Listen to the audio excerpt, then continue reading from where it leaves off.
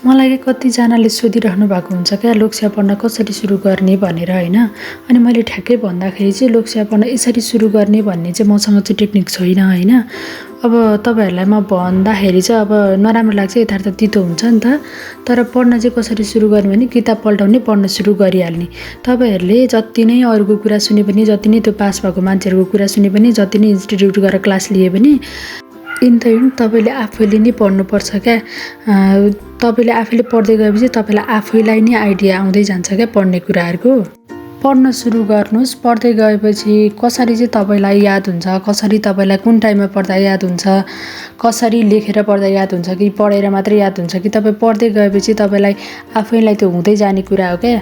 अनि अब मैले एउटा तरिकाले पढ्छु रे, अनि मैले ल म त यसरी पढ्छु तपाईहरु पनि यसरी पढ्नुस् ठ्याक्कै हुन्छ भनेर मैले भन्न मिल्दैन क्या। अब त्यो मलाई हुन्छ त्यो कुराले, तपाईलाई नहुन सक्छ नि त। तपाईको अब फरक हुन सक्छ, हामी मान्छे पिछेको फरक हुन्छ जे कुरा पनि हैन।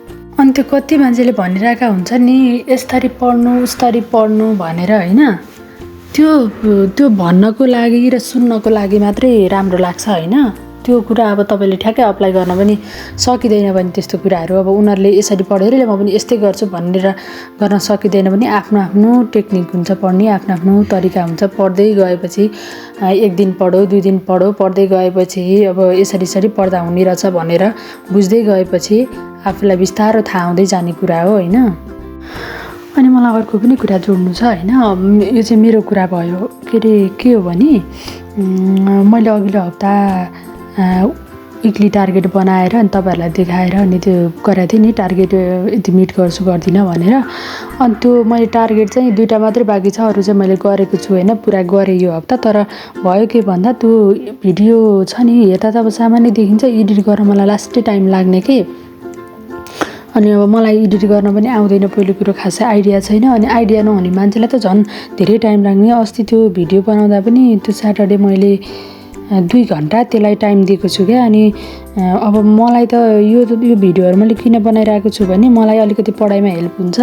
म टार्गेट बनाए पछाडी मैले गर्नै पर्छ भन्ने हुन्छ भनेर मैले त्यो गरेको थिएँ। तर त्यो भिडियो एडिटले गर्दा मेरो टाइम चाहिँ धेरै नै उता टाइम गयो क्या। अनि त्यही भएर मलाई त्यो चाहिँ मैले क्विट गर्दिएँ। म त्यो अब गर्दिनँ त्यस्तो विकली टार्गेट बनाएर अनि मिट गरिन भनेर त्यो रिभ्यूहरु लिएर चाहिँ आउँदिनँ। मैले त्यो चाहिँ क्विट गर्दिसकेँ। मेरो भ्युअर्सहरुलाई जतिजनाले हेर्नु भएको थियो उहाँहरुको लागि यो चाहिँ हैन, यो इन्फर्मेसन जस्तो हो। तर त्यो सर्ट्स हाल्दा चाहिँ मलाई धेरै नै हेल्प भइरहेको छ क्या। मोबाइल चलाउने त उनी हुँदैन, मोबाइल किनभने क्यामेरामा यसरी पछाडी राखेर म पढिरहेको हुन्छु अनि मोबाइल अगाडि पनि हुँदैन, त्यसले गर्दा मलाई एकदम हेल्प भइरहेको छ। त्यो चाहिँ म गर्छु। मेरो विचार सुनिदिनु भएकोमा, मेरो भिडियो हेरिदिनु भएकोमा सम्पूर्णलाई धेरै धेरै धन्यवाद। राम्रोसँगले पढ्नु होला, टाइम भएको बेलामा यसो भिडियो पनि हेरिदिँदै गर्नु होला। मेरो च्यानललाई पनि सब्स्क्राइब गर्नु होला। तपाईहरुको च्यानल छ भने म पनि सब्स्क्राइब गर्छु, मेन्सन गरिदिनु होला।